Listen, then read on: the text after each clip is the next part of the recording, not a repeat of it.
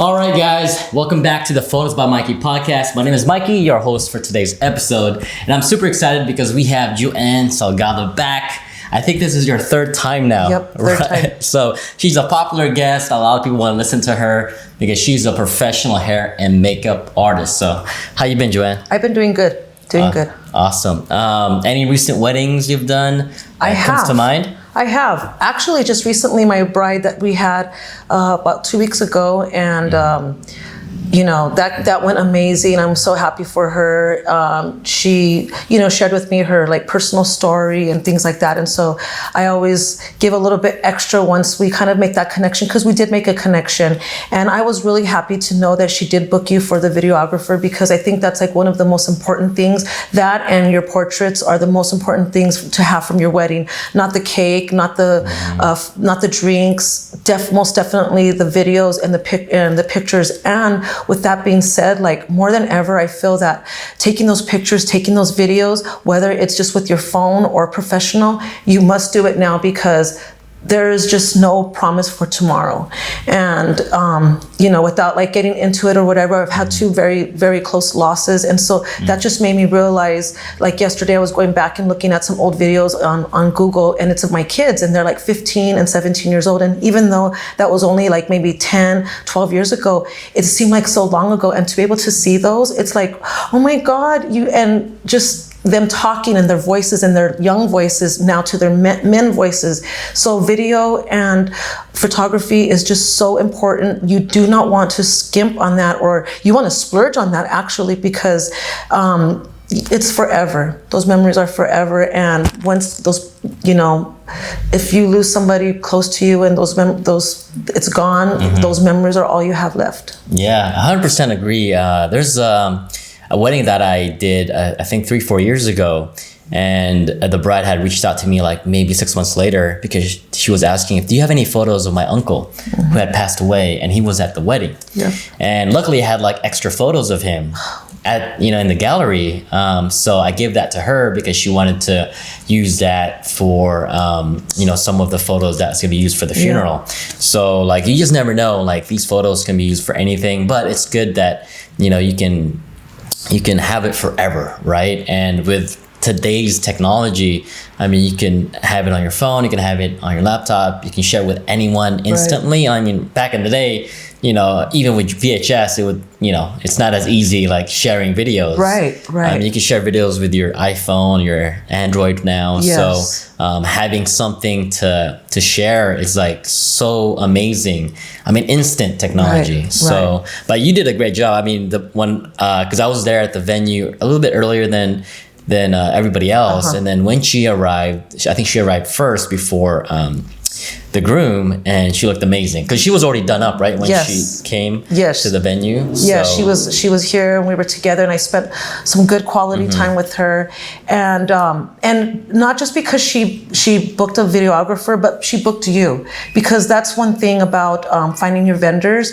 You want somebody that's experienced, somebody that's passionate, and somebody that has a good attitude. And I was so excited for her, because I'm oh, you're gonna love him, and he's perfect for you're perfect to fit in any situation. And that's what people want to hire professionals for, because what kind of situation, if whatever situation you're in, you're going to make it look good. Right. It doesn't matter. It doesn't matter if you're doing a $35,000 wedding or a $5,000 wedding. You're going to make it look good because your experience and your knowledge. Right, exactly. Tell us a little bit about, because since you're a professional hair makeup artist, tell us a little bit about her makeup, what she wanted, and how did you achieve that look? Okay, so lately, what I have been implementing is doing a virtual consultation. So it's a virtual meet and greet, and we meet prior to her preview. So what we do is we talk about her inspirations. She sends me pictures of her inspiration for her hair and makeup. She sends me pictures of her dress. And then when we meet virtually, we kind of get to know each other a little bit more.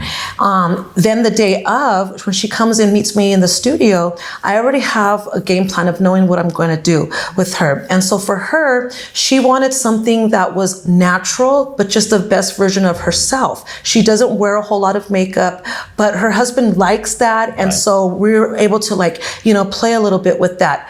When I did complete the hair and makeup, after that, I always do a follow-up. So I do a follow-up like, hey, what did you think? And she let me know, you know what, my hair kind of didn't stay, the curls, and I had already known that. So I already had a plan of action for her because I could see already where we need to tweak. Not that I'm not the best makeup artist or I wasn't the best makeup artist for her, but that's the whole reason for a preview, is to see what we need to tweak, to see where we need to like add something, more product, whatever the case may be. And also with her makeup, I played it safe on the day of the preview, but come down to the day of the wedding, since her soon-to-be husband did see her in that makeup, she was like, let's do a little bit more. So I was able to add a little bit more drama, add a little bit fuller lashes, something that gives her more pizzazz. And then as far as the hair goes, I implemented that plan of action that I had ready for her, and the hair came out beautiful. It came out perfect, and I was so happy with it. And she just looked so pretty, and she was happy. And that's because I took those extra steps. So what I'm learning being in this business for 20 years, being independent for like 14 years already, what I'm learning, it's not about the quantity and how fast you could get somebody done, but it's about the quality. So I'm learning that asking more questions, being more communicative with the client is because before, when you first start out, you're kind of scared. You're like, okay, I'm gonna book it and I'm gonna hope for the best. But I know that, being more experienced, I know where to ask more questions. I know where I'm not afraid or shy or timid to say, like, maybe I didn't do something right. You know what? That didn't look right. Let's change it. And so just giving that extra quality customer service is getting me better quality results with that.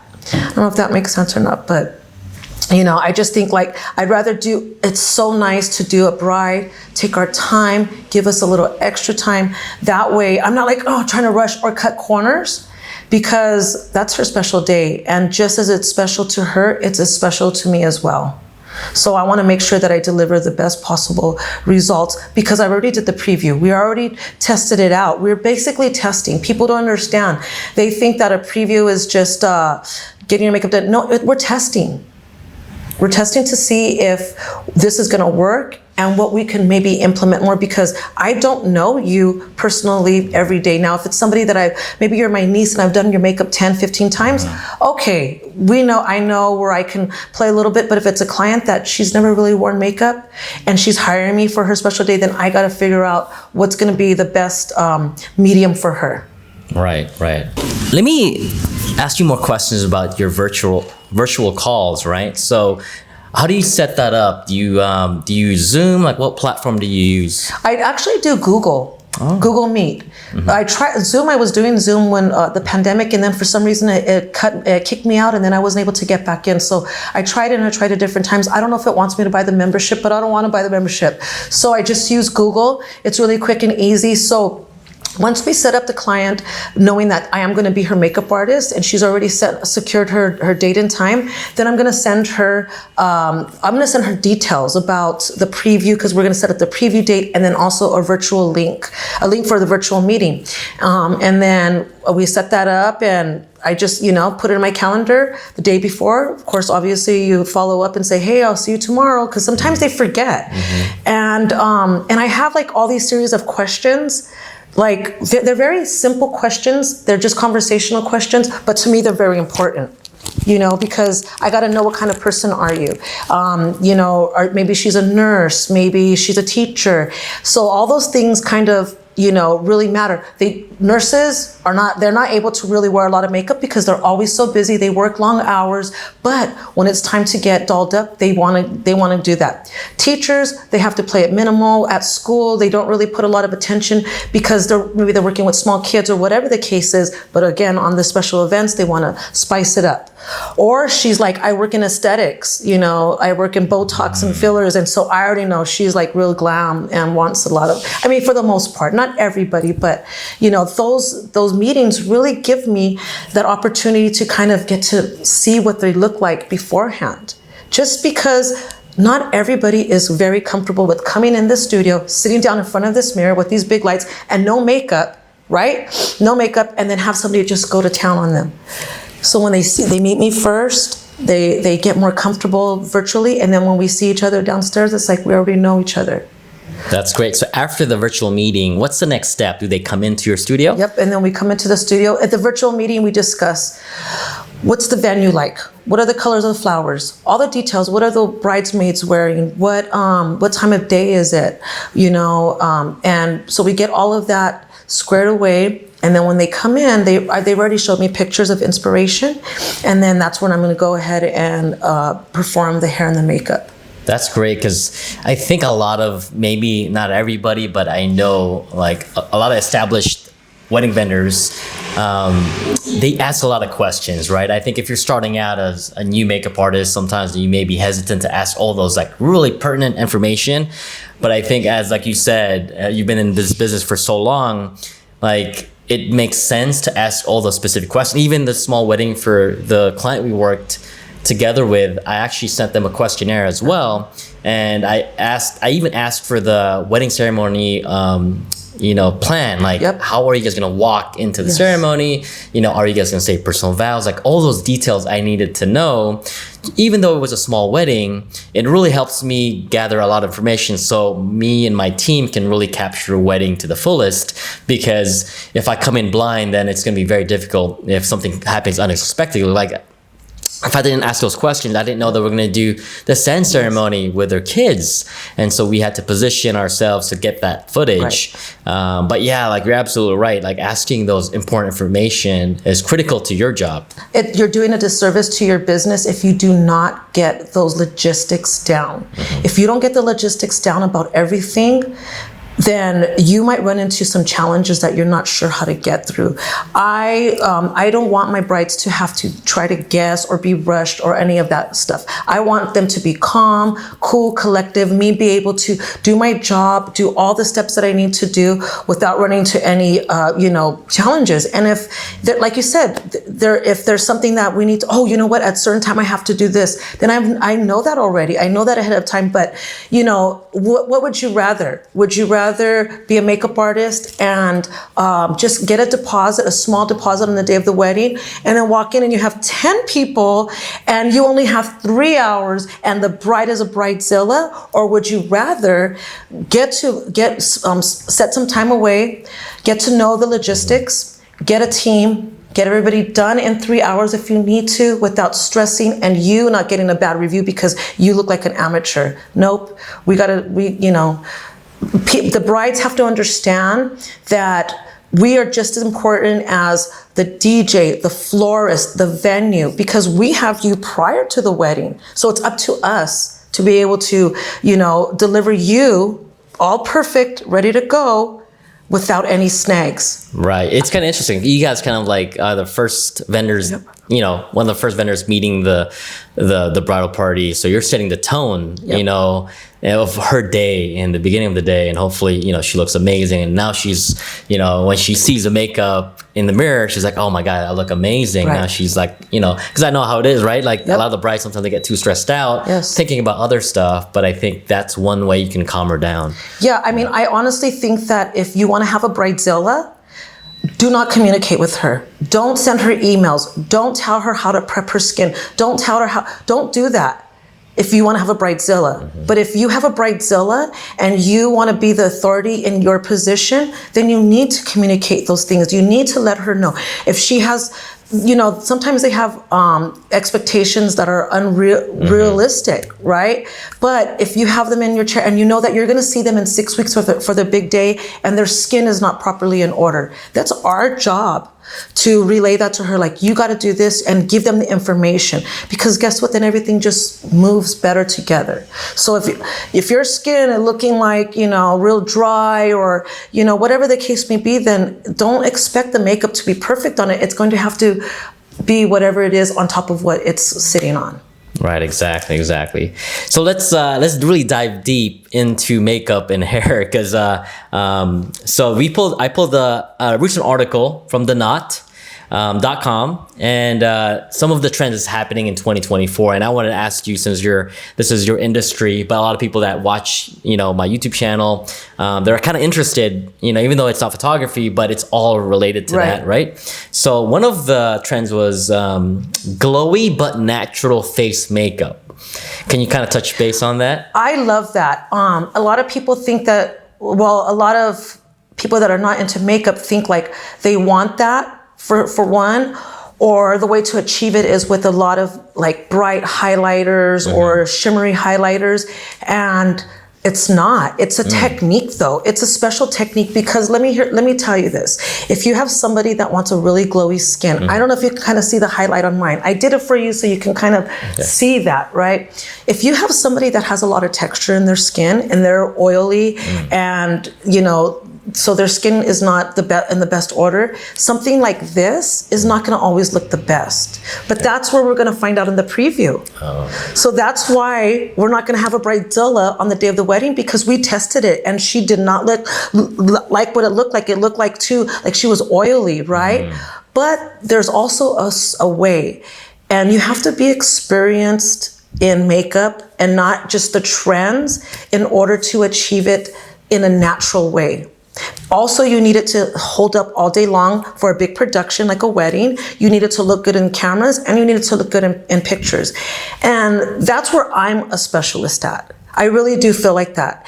I have worked with a lot of makeup artists. I've seen a lot of makeup artists work, and I feel that the reason why clients want to work with me is because I still make them look like them, just the best version of themselves. There's a lot of makeup artists out here that are fast, quick, they're unsanitary, they put a lot of powder on you, it looks good in camera, but not for the rest of the day. If that makes sense. I want my brides to still look good at 12 o'clock at midnight while they've been crying, sweating, dancing, drinking, eating. They still need to look good. Because maybe they're still gonna have a videographer there. I don't know, but still, either way, I want them to fall asleep drunk, wake up looking still pretty, and be like, oh my God, this stood on. And those are the special techniques that I use and that I've been taught and I've been trained with and I've been using and I've been mastering this technique for many years. And it's basically like an underpainting. Okay, so it's used with more creams and liquids. That way it's more long lasting, it looks more natural. And it's one of my specialties, because some people might think, oh, I want this or I want that. But when we actually put it on them, they're like, oh, maybe it's not the best thing. And that's why previews are extremely important. Awesome. That's great information. So another trend that's happening, I've actually seen it in some of my brides, is pops of red in terms of their makeup, like maybe some blush here and there. Yeah. What's your thoughts on that? That one is a very good question. And I get brides all the time. So here's what I like to say. If the pop of red, yes, it does look good on some people. And it looks amazing on some complexions. And it doesn't look good on everybody. But here's the thing. If you are somebody that is a red wearing lip girl, you wear red lips all of the time, that is your thing, that's your signature look, let's do it. But if it's somebody that you're just trying it out, I wouldn't really highly suggest it, but we can do it at the preview. And then if you still want to move forward with it, we can. Because it's lips and a pop of color there, especially red, it's very personal. So like for me personally, myself, I don't really wear a lot of red lips once in a great while, but I feel like it makes my skin and my color look flushed. It makes me look different, so I don't really wear it. But like I said, we can try it at the preview, and it looks really, and some people can really rock that red and they don't even know it, but it's not something to try on the day of your wedding. It's something that you go home, you start working it, trying it on. When we come for the preview, we'll put it all together and use that red lips, and then let's see if you still want to go with that. It's like something where you have to kind of like ease into it. Yeah, that's interesting, because most palettes on the wedding day, it's a little bit more subtle. Like it's not like because most brides are wearing white. So if you're wearing bright red, it kind of takes away from the the colors. And if you think about it too, like for one, it's going to transfer down over here. It might come off here. It might smear. You kiss your groom, it's going to be on his cheek. You're going to be kissing a lot of people, moms, dads. So that might transfer. So if it's a really good one that there's only one red lip that I use. I only use one specific red color, because that one color does look good on a range of colors of people's skin tones, but also the staying power is pretty good. But there could be some that they say all day, but they also dry out your lips. So see, it's there's so many little different factors to that. It's not just an easy like answer, like, yes, let's do it. No, let's not do it. We got to like figure it out together. Right, because everybody's so different, Yes. right? So that's so true. And the reds, they have so many undertones, blues, orange, all of that, different undertones. So interesting. So interesting. So the next one, and I've never heard of this term before, but it's ballet core beauty. So according to the knot, you heard it here first. Ballet core beauty is going to be one of the hottest bridal makeup trends of 2024. The aesthetic has been seen all over social media recently on influencers like Sofia Richie and Hailey Bieber.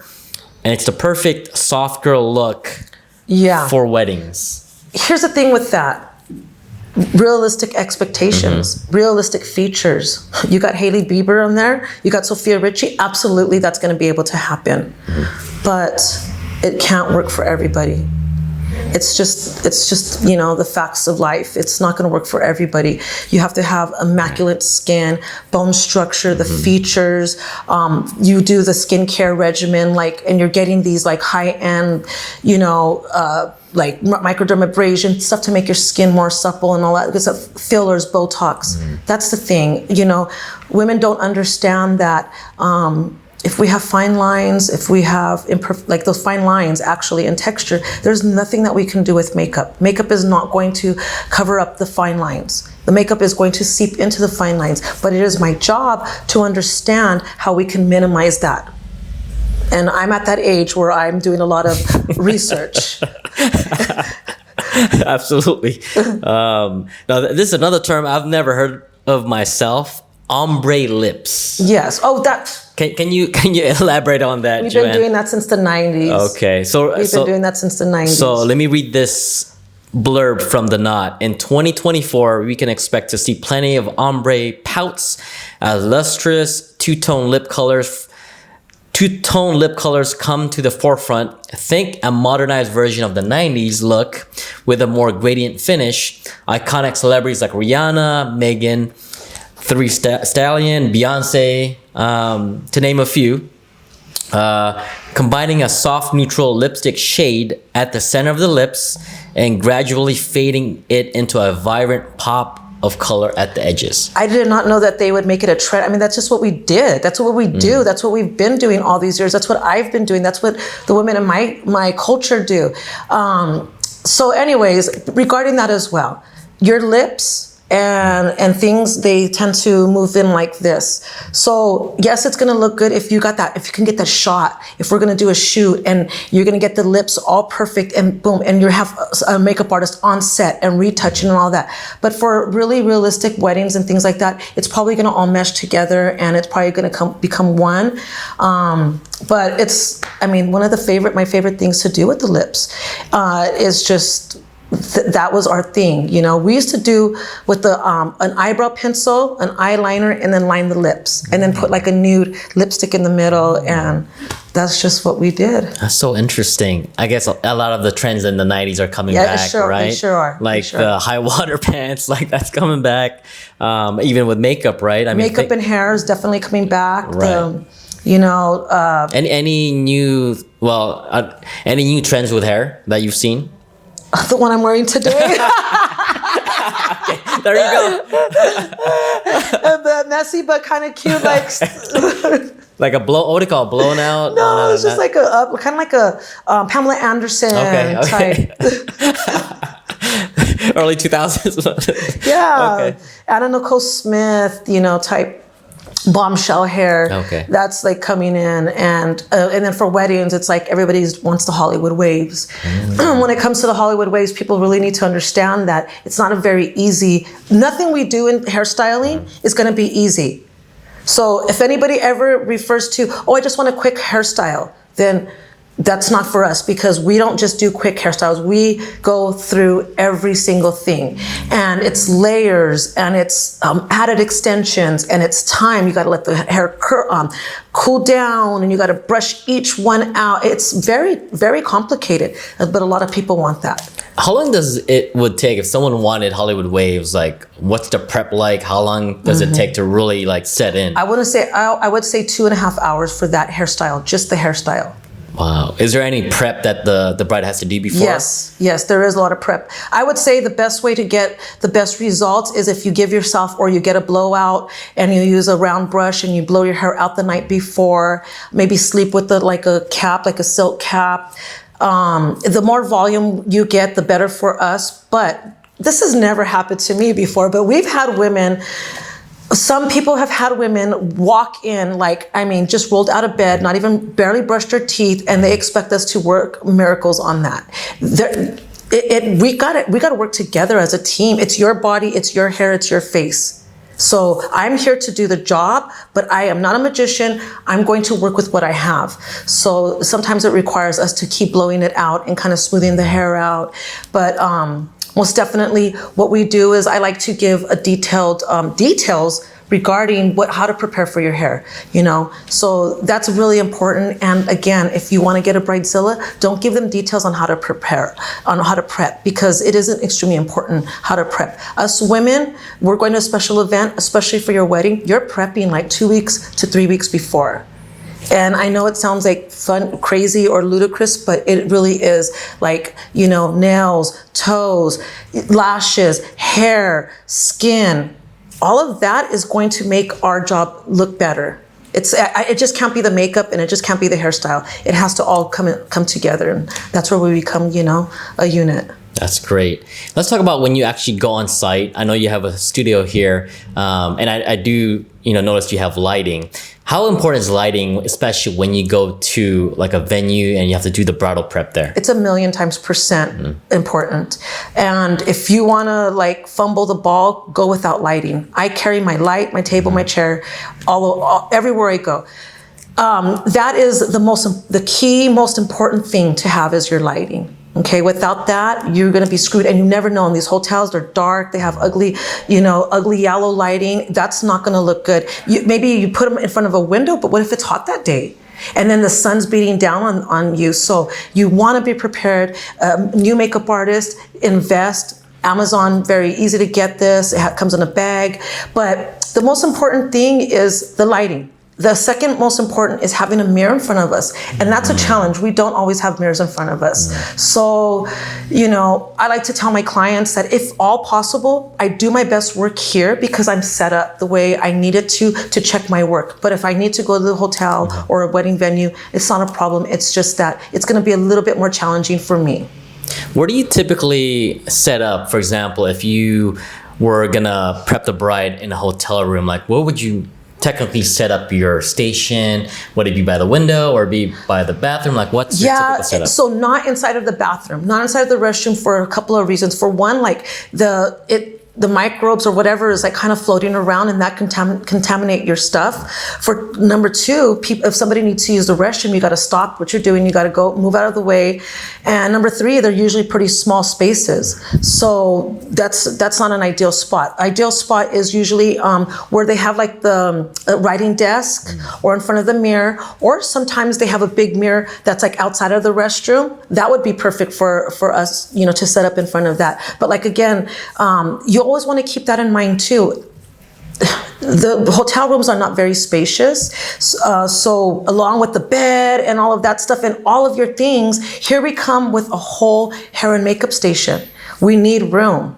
And then they're bringing everybody, and then you're bringing the aunts and the cousins, and then we're like really stuffed in there. So I like to also talk to my clients about that. Let's talk about what the day would look like. If it's going to be real hectic at your hotel and you're just right up the street, come here. You guys could come here, bring your champagne, bring your little snacks, and you don't have to, once the photographer and the videographer get to the hotel, you don't have to do all that cleanup that we have. Right? We're out of the way, and you guys could start taking those shots of you looking in the mirror, or, you know, put it on your earrings or whatever. So there's a lot of good reasons why you want to utilize this space. It's not just because it's convenient for me. I want it to be convenient for you.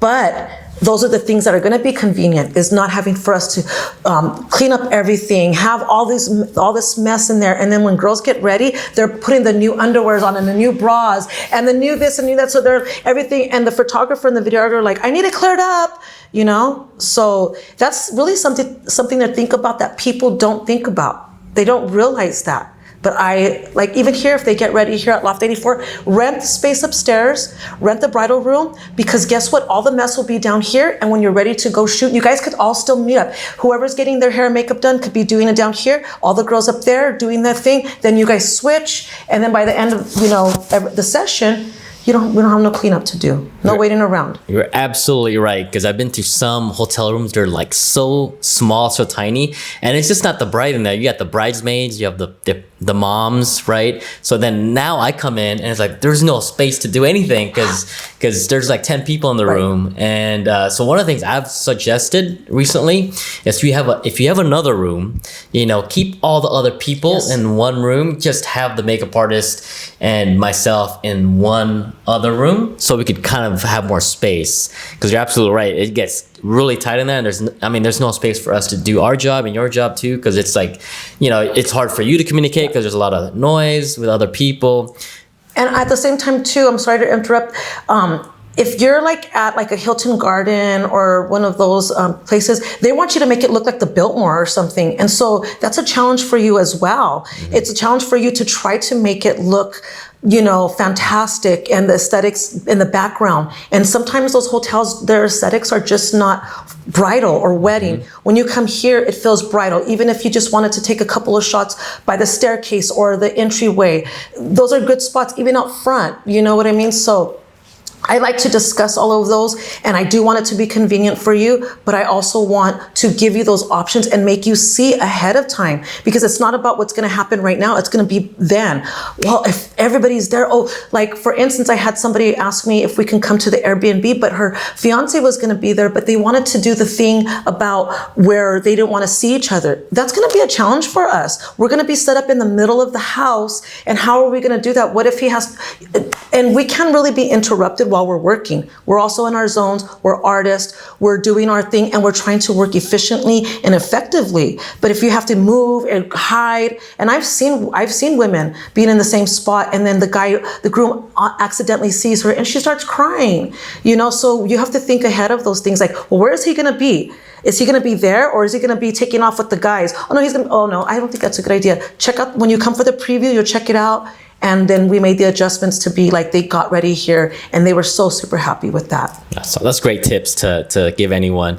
Let's kind of transition to bridal shows, and maybe some advice or specific things you do that makes your experience for the brides that come up to your booth a great experience. Like, any tips for any new makeup artist for bridal shows? For new makeup artists, I would say there's a couple of things that you want to do. You want to make sure that you're not doing a lot of things like sign up for this or enter this raffle, because really at the end of the day, you need to save your voice to speak to quality brides, to speak what your quality services you offer, because at the end of the day, you have to stand out. And yes, they like the freebies and they like all of that, but it's too much. The mom's talking to you and the bride's filling out this, and then they forget and it's just a mess. So just really, really concentrate on what makes you stand out, and all that other mumble jumble, leave it alone. You got to save your voice. Of course, like maybe like an electronic sign-up sheet. You have a great thing where you go right to your website. You just click on it and you go to the website. I love that idea. That's perfect. But if you're coming to the Loft 84 one, there is a lot of brides and there's a lot of traffic. And let me tell you, I kind of thought about it. I'm like, how could I make this more efficient? I thought about getting maybe like a little microphone and kind of doing in a group. But there's so much going on that it's really not possible to do that. But the brides want to know, they want to know more about you, but it's really, it's very busy. It's very busy. Yeah. One thing I want to touch on that, because, here, especially at the Loft 84, they have so many people coming. It's just not the bride that comes with, by themselves. You have the mom, the siblings. Yep. So then sometimes you'll have 3 different brides at your booth. Yes. And you just can't spend 1 hour to one bride. You have to be very efficient and kind of have a pitch, and eventually maybe have another person with you. Yes. So they're not waiting like 10 minutes and then they'll move on to another booth, right? And so that's why, like, in my opinion, keep it simple. Yep. Yeah, I don't want to spend so much time with one. I know it's kind of doesn't sound right, but It's just because we can't talk to every single person for 1 hour. No. It's just impossible, right? Yeah, keep it simple. Yeah. Keep it simple. Have a nice flyer, have a nice with your nice picture on there, have a QR code where they can go to your website, have those handed out, and that hopefully that'll stand out from everybody else, because you're going to be like, you're going to lose your voice by the end of the day. Exactly. I think one of the things I think sometimes, because I've attended a lot of shows and been in the business of other, like done a lot of demos for other businesses.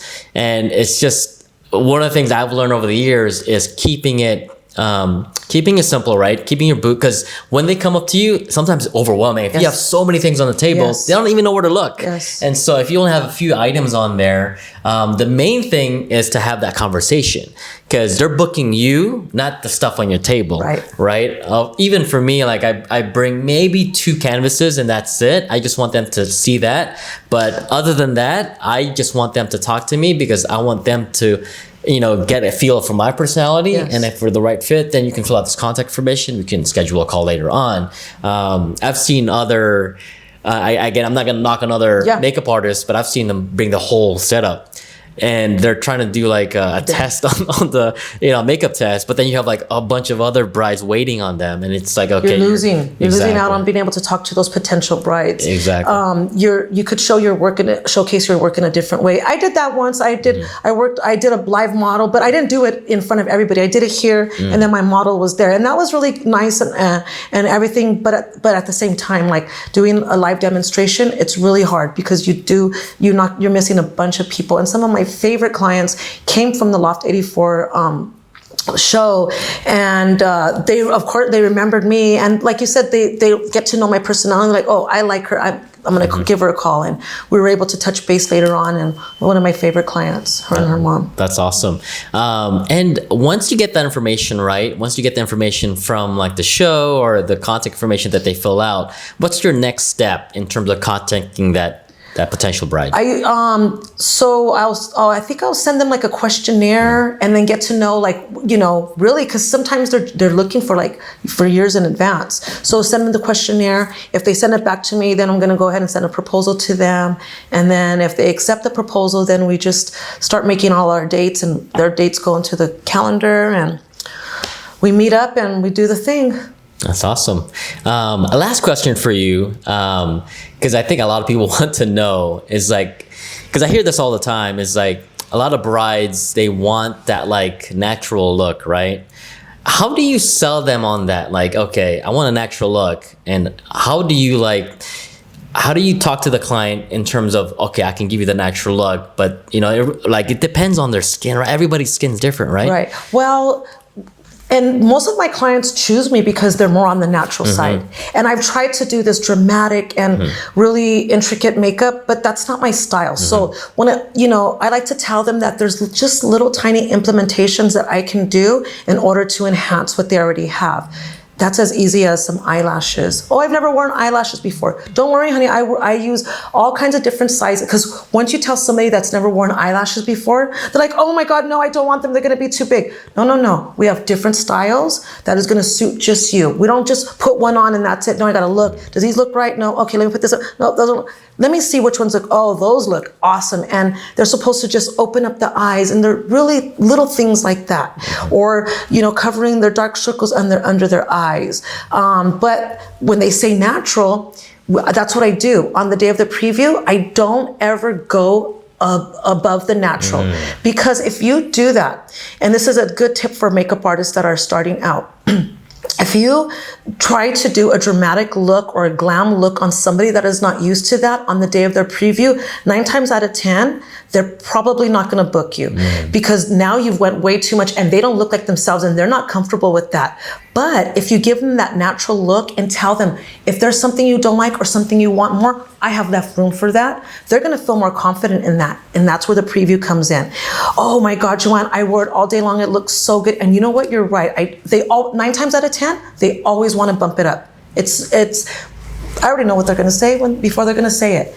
And they should, oh, you know what? I think I do want to do it. Okay, let's do it. And so now you have a little bit more freedom, because the day of the preview, the makeup and hair doesn't ever look the same the day on the wedding. It's got to look more spicy on the day of the wedding, but you want to give them a little bit of a feel for it, especially if they haven't worn a lot of makeup. And at times that's maybe been my downfall also, when I had this one client that like really wanted glam and dramatic, and I still played it safe, and she didn't book me. She wanted real dramatic. And so that's why the virtual meetings are very important. A meet and greet and a follow-up one. Because what if, oh man, you know what, you did glam, but not too much. Okay, no worries. And then I just make it in my little notes, and then I know what I'm gonna do. So very important, very important. That's awesome. Well, thank you so much, Joann. You're an array of information, great source of information for new makeup artists, or even makeup artists that's been in the business. So I'm always enjoying our conversations, especially about makeup, because I don't know anything about that, but I'm always learning from you, because it helps me understand about what the bride's going through and everything else that comes with the wedding day, right? Because it does affect, the bride's mood if she doesn't like the makeup or the hair. Absolutely. And I've seen it a couple times where I come in, it's like they're complaining about the makeup or something like that, and then it kind of just ruins her day. But again, thank you so much. How can people reach out to you again? You can reach me at joannsalgado.com. You can reach me at Joann Salgado, the makeup artist, on Instagram. And yeah, those are the main spots you can reach me. Awesome. So I'll post all her information in the description down below, and we will see you guys on the next one. Thank you. Bye.